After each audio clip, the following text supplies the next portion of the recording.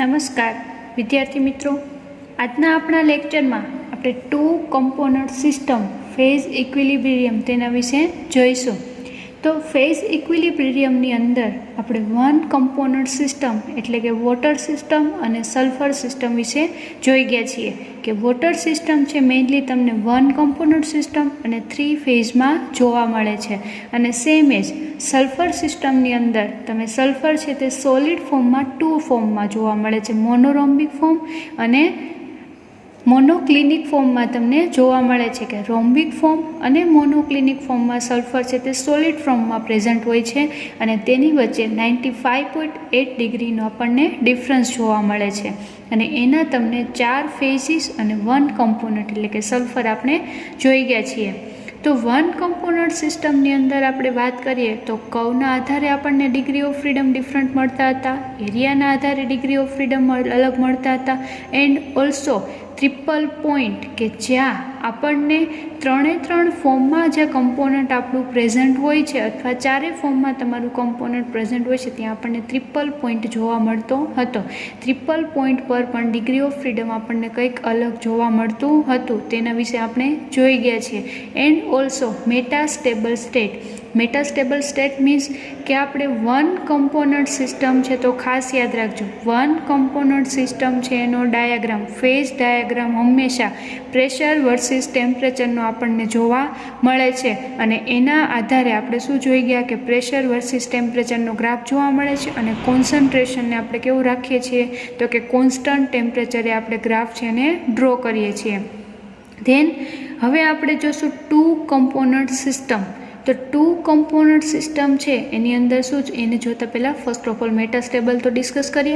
તો મેટાસ્ટેબલ એટલે શું થશે કે એવા પ્રકારનું આપણે ટેમ્પરેચર અથવા તમે પ્રેશર રિક્વાયર કરો કે આપણે સ્લોલી ટેમ્પરેચર પ્રેશરમાં ચેન્જીસ કરીને ગ્રાફ છે ડ્રો કરતા હોઈએ છીએ કે પોતે લિક્વિડ ફેઝમાં હોય છે, ગેસિયસ ફેઝમાં હોય છે, ઇક્વિલિબ્રિયમ ડિફરન્ટ જોવા મળશે. બટ એક ધારું જો આપણે ટેમ્પરેચર અથવા પ્રેશરમાં વધારો કરીએ ધેન એનું કુલિંગ કરીએ તો એની જે ઓરિજિનલ સ્ટેટમાં એ કમ્પાઉન્ડને આવવું જોઈએ તેના બદલે શું કરે છે, પોતે કંઈક અલગ ફોર્મ પ્રેઝન્ટ કરે છે, એને જે આપણે શું કહીએ છીએ મેટાસ્ટેબલ ફોર્મ. ધેન હવે આપણે જોઈશું phase equilibrium in two component system. તો કમ્પોનન્ટ સિસ્ટમ 2 તરીકે સી બરાબર શું હોય છે, આપણી પાસે 2 હોય છે કે આપણી પાસે 2 કમ્પોનન્ટ સિસ્ટમ છે. આખી તમારી હિટ્રોસાયક્લિક સિસ્ટમ અથવા હિટ્રોજીનિયસ સિસ્ટમની અંદર જેટલા પણ તમને ધારો કે વન ફેઝની અંદર એ કમ્પાઉન્ડ હોઈ શકે તો એકબીજામાં બંને સોલ્યુબલ છે અથવા મિસિબલ છે એવું કહી શકીએ. તો આપણે જસ્ટ ગેસ કરીએ કે આપણી પાસે 2 કમ્પોનન્ટ સિસ્ટમ અને ફેઝ તમારી પાસે 1 છે. તો અને ખાસ યાદ રાખજો કે ફેઝ ઇક્વિલિબ્રિયમ 2 કમ્પોનન્ટ છે એનો ગ્રાફ હંમેશા તમને ટેમ્પરેચર વર્સિસ કોન્સન્ટ્રેશનનો જ આપણને જોવા મળે છે. વાય એક્સિસ પર આપણે ટેમ્પરેચર લઈશું અને કોન્સન્ટ્રેશન છે તેને એક્સ એક્સિસ પર દર્શાવીશું. હવે અહીંયા આપણી પાસે કમ્પોનન્ટ 2 છે એન્ડ ફેઝ તમારી પાસે 1 છે, તો એનું ડિગ્રી ઓફ ફ્રીડમ તમે કન્સિડર કરો તો શું થશે, C-P+2 એવી રીતના આપણને જોવા મળે છે. તો કમ્પોનન્ટ 2 છે, ફેઝ 1 છે, +2, તો અહીંયા ઓલરેડી આન્સર શું આવશે 3. તો F=3 તમને જોવા મળે છે. તો ડિગ્રી ઓફ ફ્રીડમ છે એનો મિનિંગ આપણને શું જોવા મળે છે કે કોઈ પણ તમને ડિફરન્ટ વેરિયેબલ એટલે કે ટેમ્પરેચર, પ્રેશર અને કોન્સન્ટ્રેશનમાં કંઈ પણ ચેન્જીસ કરીને આપણે રિએક્શન છે એના ફેઝની અંદર અથવા એના ચેન્જીસ કરીએ છીએ એને જ આપણે શું કહીએ છીએ ડિગ્રી ઓફ ફ્રીડમ. તો અહીંયા ડિગ્રી ઓફ ફ્રીડમ તમને 3 જોવા મળે છે, એનો મતલબ થશે ટેમ્પરેચરમાં વેરિયેબલ જોવા મળે છે, કોન્સન્ટ્રેશનમાં વેરિયેબલ જોવા મળે છે, એન્ડ ઓલ્સો પ્રેશરમાં પણ આપણને શું જોવા મળશે, વેરિયેબલ જોવા મળશે. કે 2 કમ્પોનન્ટ સિસ્ટમ છે એની અંદર તમારે શું કરવાનું છે, ટેમ્પરેચર, કોન્સન્ટ્રેશન અને પ્રેશર ત્રણેયમાં આપણને વેરિયેબલ જોવા મળે છે. બટ 2 કમ્પોનન્ટ સિસ્ટમ ડિરાઈવ કરતાં પહેલાં આપણે એક રૂલ જોઈશું. એ રૂલ છે એને આપણે શું કહીએ છીએ, રિડ્યુસ ફેઝ રૂલ. ખાસ યાદ રાખજો, આ ટોપિક તમારે એક્ઝામમાં 2 માર્કમાં પૂછાઈ શકે છે. Reduce phase rule. તો રિડ્યુસ ફેઝ રૂલની અંદર બીજું કશું જ નહીં, પણ શું કરવાનું છે, આપણી પાસે 3 વેરિયેબલ પ્રેઝન્ટ છે, એમાંનું એક વેરિયેબલને આપણે એઝ અ કોન્સ્ટન્ટ છે તે કન્સિડર કરવાનું છે. તો રિડ્યુસ ફેઝ રૂલની અંદર પ્રેશરને આપણે શું કરીએ છીએ, એઝ અ કોન્સ્ટન્ટ આપણે કન્સિડર કરીએ છીએ, અને એને કોન્સ્ટન્ટ તમે કન્સિડર કરો છો એટલે જ આને શું કરીએ છીએ આપણે રિડ્યુસ ફેઝ રૂલ કહીએ છીએ, કે 3 વેરિયેબલમાંથી એકને તમે કોન્સ્ટન્ટ ડિરાઈવ કરી દો અને બીજા 2 વેરિયેબલ છે અને શું હોય છે આપણે ફાઇન્ડ કરવાના છે, અને એના જ આધારે આપણને ટેમ્પરેચર વર્સિસ કોન્સન્ટ્રેશનનો ગ્રાફ મળે છે. અને એ રૂલને આપણે કેવી રીતના દર્શાવશું, રિડ્યુસ ફેઝ રૂલ છે અને એફ ડેશ ફેઝ રૂલ માટે એફ અને રિડ્યુસ ફેઝ રૂલ માટે એફ ડેશ સી માઇનસ પી +1 +2 ક્યારે લખતા હતા, જ્યારે 2 વેરિયેબલ તમને જોવા મળે, પણ અહીંયા તમે એક વેરિયેબલને શું કરો છો, કોન્સ્ટન્ટ રાખો છો, એટલે આપણને અહીંયા +1 જોવા મળશે. તો એના માટે આપણે જોઈએ તો આપણી પાસે ધારો કે કમ્પોનન્ટ 2 છે એન્ડ ફેઝ ધારો કે 1 છે, તો આન્સર શું આવશે તમારો, આન્સર શું આવે, આપણે ધારો કે એફ ડેશ તમારે ફાઇન્ડ કરવું છે, તો એફ ડેશ તમે ફાઇન્ડ કરો તો ઓલ ઓવર તમે એફ ડેશ છે આવી રીતના લખી શકો છો, 3 - p. શું લખી શકીએ છીએ, 3 - p. શાના આધારે, તો કે આપણી પાસે એફ ડેશ છે, કમ્પોનન્ટ તો ઓલરેડી 2 જ છે, p આપણે ફાઇન્ડ કરવાનો છે, +1 છે જ, કે કોઈ પણ તમને 2 કમ્પોનન્ટ સિસ્ટમ છે તો ઘણા એવા કમ્પોનન્ટ એકબીજામાં મિસિબલ પણ હોઈ શકે ને ઘણા એવા કમ્પોનન્ટ એકબીજામાં ઇમિસિબલ પણ હોઈ શકે છે. તો એના આધારે મિસિબલ અને ઇમિસિબલના આધારે એના ફેઝ આપણને અલગ અલગ જોવા મળશે. તો એફ ડેશ પી ઓલી સાઈડ આવી જાય, +2 + 1 કેટલા થશે, 3. હવે એફ ડેશ બરાબર 3 - p. જ્યારે રિડ્યુસ ફેઝ રૂલનું ઇક્વેશન પુટઅપ કરવામાં આવે ત્યારે તમારે શું મૂકવાનું છે, 3 - p. આ વેલ્યુ જે જોવા મળશે એને શું કહેશું આપણે, રિડ્યુસ ફેઝ રૂલ ઇક્વેશન. આ જે ઇક્વેશન મળે છે એને આપણે શું કહેશું, આ જે ઇક્વેશન છે તેને રિડ્યુસ ફેઝ રૂલ કહેશો, અથવા આને બીજું પણ કહી શકીએ છીએ, condense phase rule. Reduce phase rule અથવા કન્ડેન્સ ફેઝ રૂલ તમે આપણે એને ઓળખાવી શકો છો. તો આ જે ગ્રાફ હતો, આ જે રૂલ હતો તેની અંદર આપણે શું કરીએ છીએ, તો કે પ્રેશર છે એને આપણે કોન્સ્ટન્ટ રાખીએ છીએ. અને મોસ્ટ ઓફ 2 કમ્પોનન્ટ સિસ્ટમ છે એની અંદર ખાસ યાદ રાખજો, મેઇનલી આપણને લિક્વિડ ફોર્મ અને સોલિડ ફોર્મ જોવા મળે છે. મોસ્ટ ઓફ તમને ગેસિયસ ફેઝ જોવા મળતું નથી અથવા ગેસિયસ ફેઝ જનરેટ થતું નથી. શા માટે, તો કે મેલ્ટિંગ પોઈન્ટ પર જ અહીંયા 2 કમ્પોનન્ટ સિસ્ટમ છે તે વર્ક આપે છે. તો ગેસિયસ ફોર્મ આપણી પાસે પ્રેઝન્ટ નથી એટલે તમારે એને ઓબ્વિયસલી પ્રેશર આપીને લિક્વિડ કે સોલિડ ફોર્મમાં કન્વર્ટ કરવાનું નથી. એટલે જ આપણે શું કરીએ છીએ, ગેસિયસ ફોર્મ પ્રેઝન્ટ નથી એટલે જ આપણે પ્રેશર છે એને કોન્સ્ટન્ટ રાખીને ટેમ્પરેચર અને એના વર્સિસ કોન્સન્ટ્રેશન છે તેનો ગ્રાફ આપણે ડ્રો કરીએ છીએ. તો જો રિડ્યુસ ફેઝ રૂલ તમને સમજાઈ ગયું હોય તો હવે આપણે શું કરશું, 2 કમ્પોનન્ટ સિસ્ટમ છે એના ફર્સ્ટ ઓફ ઓલ આપણે શું જોઈશું, એના ટાઈપ જોઈશું. તો ક્લાસિફિકેશન આપણે જોઈએ તો 2 કમ્પોનન્ટ સિસ્ટમનું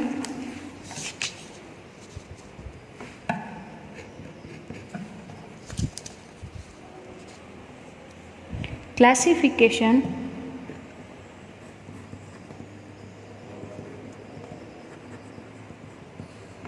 ક્લાસિફિકેશન 2 કમ્પોનન્ટ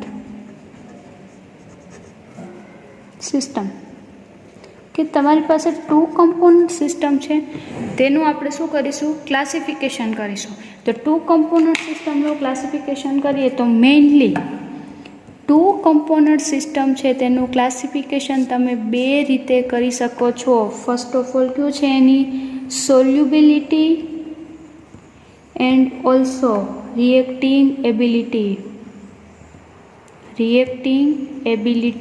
કે મેઇનલી ટુ કમ્પોનન્ટ સિસ્ટમ છે એનું ક્લાસિફિકેશન કોના આધારે તમને જોવા મળે છે? તો કે એની સોલ્યુબિલિટી કેવા પ્રકારની છે, એકબીજામાં મિસિબલ થાય છે કે એકબીજામાં ઇમિસિબલ થાય છે, એના આધારે. એન્ડ ઓલ્સો શેના આધારે જોવા મળે છે? રિએક્ટિંગ એબિલિટી, કે તમારી પાસે કમ્પોનન્ટ ટુ કમ્પોનન્ટ પ્રેઝન્ટ છે, ધારો કે એ કમ્પોનન્ટ અને કમ્પોનન્ટ બી, તો એકબીજા વચ્ચે રિએક્ટિવિટી કેવા પ્રકારની જોવા મળે છે એના આધારે આપણે શું કરીએ છીએ? ક્લાસિફિકેશન છે તે નોટ કરીએ છીએ. તો હવે આપણે ક્લાસિફિકેશન જોઈએ તો મેઇનલી 3 ક્લાસ તમને જોવા મળે છે.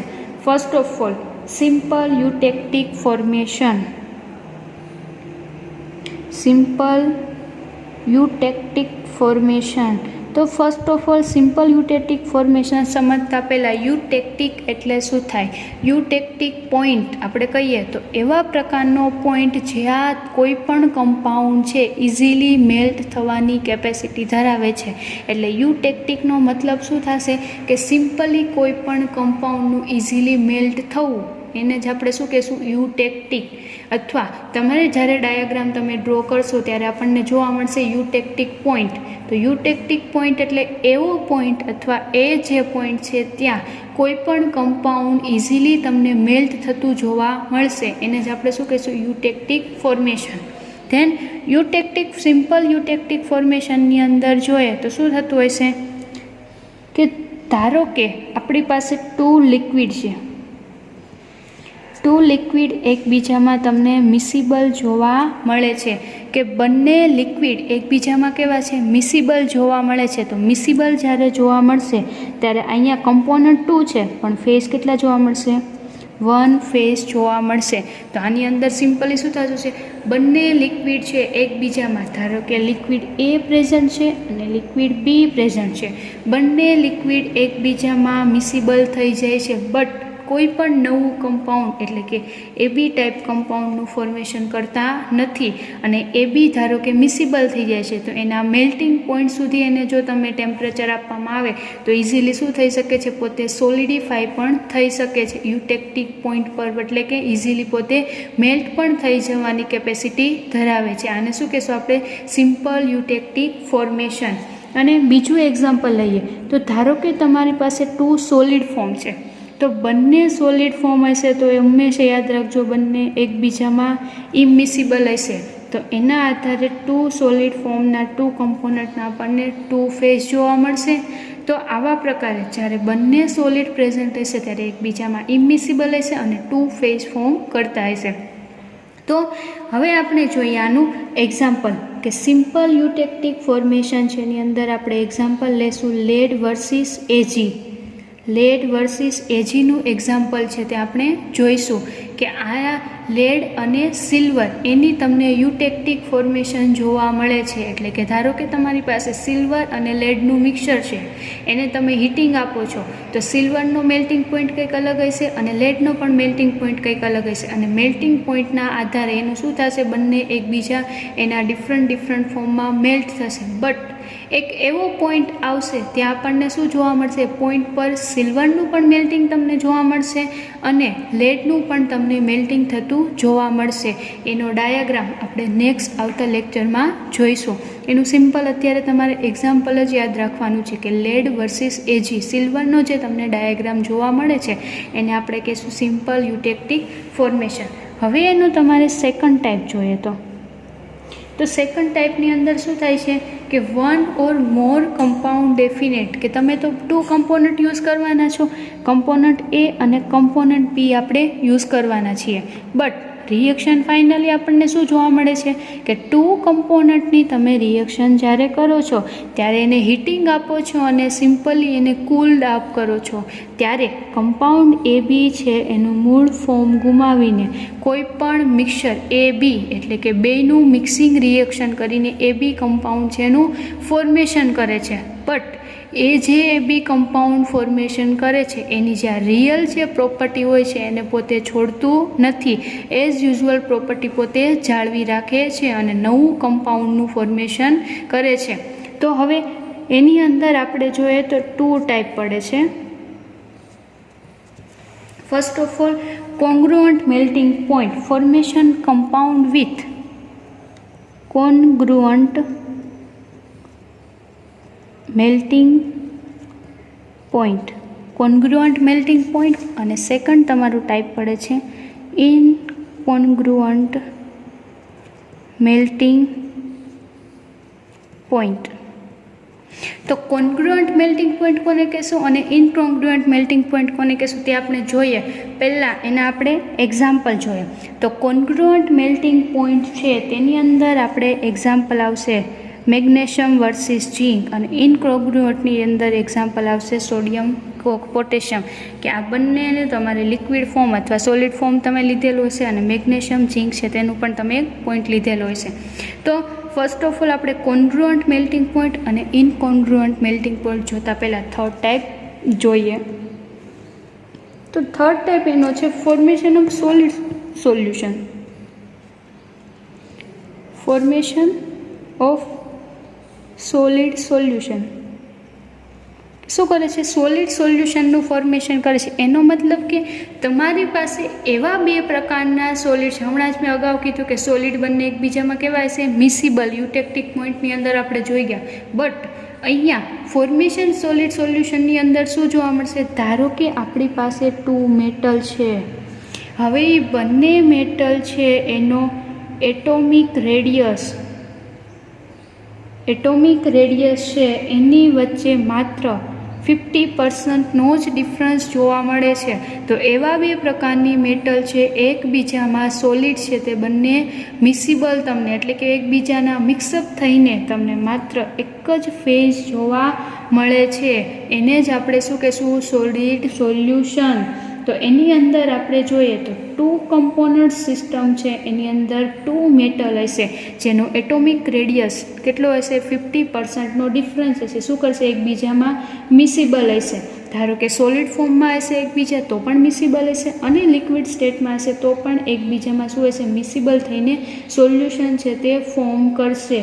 અને આવ્યા પ્રકારે અને આ બંને જે મેટલ હશે એમાં શું હશે? 50%નો પણ એકબીજામાં ડિફરન્સ જોવા મળતો નથી. તો આ મેઇનલી આપણને ટુ કમ્પોનન્ટ સિસ્ટમનું ક્લાસિફિકેશન જોઈએ તો મેઇનલી 3 ટાઈપ જોવા મળે છે. ફર્સ્ટ યુટેક્ટિક ફોર્મેશન, એટલે કે સિમ્પલી એકબીજામાં લિક્વિડ મિસિબલ હશે અને સિમ્પલી આપણને એનો ડાયાગ્રામ જોવા મળે છે અને મેલ્ટિંગ પોઈન્ટ જેને આઈડેન્ટિફાઈ કરીએ છીએ. ધેન સેકન્ડ ટાઈપ એનો પડે છે કે કમ્પાઉન્ડ છે ફોર્મેશન ન્યૂ કમ્પોનન્ટ. કમ્પાઉન્ડ છે તો કે કોઈ પણ તમારી પાસે ટુ કમ્પોનન્ટ છે, કમ્પોનન્ટ એકબીજાને રિએક્શન કરીને ન્યૂ કમ્પાઉન્ડનું ફોર્મેશન કરે છે. હવે ન્યૂ કમ્પાઉન્ડનું ફોર્મેશન કરે છે એમાં ફર્ધર ટુ ટાઈપ પડે છે, કોન્ગ્રુઅન્ટ અને ઇનકોન્ગ્રુઅન્ટ. તો હવે બંને વચ્ચેનો આપણે ડિફરન્સ જોઈએ.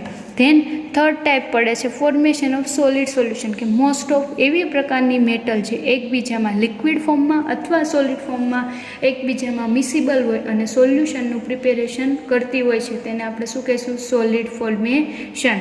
તો હવે આપણે શું જોઈશું? કોન્ગ્રુઅન્ટ અને ઇનકોન્ગ્રુઅન્ટ મેલ્ટિંગ પોઈન્ટ. તો આપણે કોન્ગ્રુઅન્ટ અને ઇનકોન્ગ્રુઅન્ટ મેલ્ટિંગ પોઈન્ટ છે તેના વિશે જોઈએ. તો કોન્ગ્રુઅન્ટની અંદર આપણે જોઈએ તો binary system process કોન્ગ્રુઅન્ટ melting point sharp temperature to give liquid as a same composition solid which temperature such as a melt known as a congruent melting point. કે congruent melting point કોને કહેશો? કે તમારી પાસે ટુ કમ્પોનન્ટ સિસ્ટમની અંદર એવા પ્રકારનું કમ્પોનન્ટ સિસ્ટમ પ્રેઝન્ટ છે કે ધારો કે લિક્વિડ કમ્પોનન્ટ પ્રેઝન્ટ છે અને તમે એના મેલ્ટિંગ પોઈન્ટ સુધી હીટિંગ આપો. તો જ્યારે તમે લિક્વિડને એના મેલ્ટિંગ પોઈન્ટ સુધી હીટિંગ આપશો એટલે આપણને રિએક્શન શું જોવા મળે? તો કે કમ્પાઉન્ડ છે એ શું થઈ જશે? સોલિડ ફોર્મમાં આવી જશે. તો કોન્ગ્રુઅન્ટ મેલ્ટિંગ પોઈન્ટ એટલે કે તમારી પાસે જે પ્રેઝન્સ લિક્વિડ છે એને તમે એના મેલ્ટિંગ પોઈન્ટ સુધી હીટિંગ કરો છો ત્યારે જે સોલિડ ફોર્મમાં કમ્પાઉન્ડ મળે છે એની જે કેરેક્ટરિસ્ટિક છે સેમ એઝ લિક્વિડ કમ્પાઉન્ડ જેવી જ તમને જોવા મળશે. એના કોઈ પણ કમ્પાઉન્ડની કેરેક્ટરિસ્ટિકમાં તમને ચેન્જીસ જોવા મળતો નથી. એને આપણે કહીશું કોન્ગ્રુઅન્ટ મેલ્ટિંગ પોઈન્ટ, કે તમારી પાસે જે કમ્પાઉન્ડ છે એઝ યુઝ્યુઅલ એના મેલ્ટિંગ પોઈન્ટ પર પણ તમને એ જ કમ્પાઉન્ડ જોવા મળશે. એટલે કે લિક્વિડ ફોર્મમાં જે કમ્પાઉન્ડ છે એ જ સોલિડ ફોર્મમાં આપણને જોવા મળે છે. ધેન ઇનકોન્ગ્રુઅન્ટ મેલ્ટિંગ પોઈન્ટ એટલે શું થશે? The binary system incongruent melting point heating it decomposed at a temperature below melting point form the new solid phase. શું કીધું છે કે કમ્પાઉન્ડને તમે હીટ કરો એટલે એના મેલ્ટિંગ પોઈન્ટ ઉપર આવશે. તો મેલ્ટિંગ પોઈન્ટ ઉપર આવે એનો મતલબ કે પોતે સોલિડ ફોર્મ જનરેટ કરે છે. ધેન સોલિડ ફોર્મ જનરેટ કરે છે ત્યારે શું થશે, પોતે એઝ એ લિક્વિડ છે તો એનું સોલિડ ફોર્મ થઈ ગયું. બટ એના મેલ્ટિંગ પોઈન્ટ કરતાં હવે તમે બિલો મેલ્ટિંગ પોઈન્ટ જાશો, એટલે કે જે તમને પોઈન્ટ આપેલ છે એનાથી નીચેના પોઈન્ટ પર તમે જાશો એટલે કમ્પાઉન્ડ શું કરે છે, પોતે ડીકમ્પોઝ થાય છે. ડીકમ્પોઝ એટલે કે રિયલ જે સ્ટ્રક્ચર છે એને શું પોત કરે છે, પોતે ગુમાવી દે છે. અને એને જ આપણે શું કહીશું, ઇનકોંગ્રુઅન્ટ ટેમ્પરેચર. એટલે કે તમારી પાસે 2 કમ્પોનન્ટ સિસ્ટમની અંદર ધારો કે લિક્વિડ કમ્પાઉન્ડ છે તો એને મેલ્ટિંગ પોઈન્ટથી બિલો ટેમ્પરેચર સુધી એને તમે જ્યારે હીટ કરો છો ત્યારે એની ઓરિજિનલ જે કે એની કેરેક્ટરિસ્ટિક છે એ પોતે લોસ કરે છે, કમ્પાઉન્ડ ડીકમ્પોઝ થાય છે. એને તમે શું કહેશો, ઇનકોંગ્રુઅન્ટ મેલ્ટિંગ પોઈન્ટ. અને આ જે ઇનકોંગ્રુઅન્ટ મેલ્ટિંગ પોઈન્ટ જે ટેમ્પરેચરે જોવા મળે છે એ ટેમ્પરેચરને તમે કહેશો ટ્રાન્ઝિશન ટેમ્પરેચર અથવા મેરીટેક્ટિક ટેમ્પરેચર અથવા પેરીટેક્ટિક ટેમ્પરેચર આપણે કહી શકીએ છીએ. તો આ હતું ક્લાસિફિકેશન ઓફ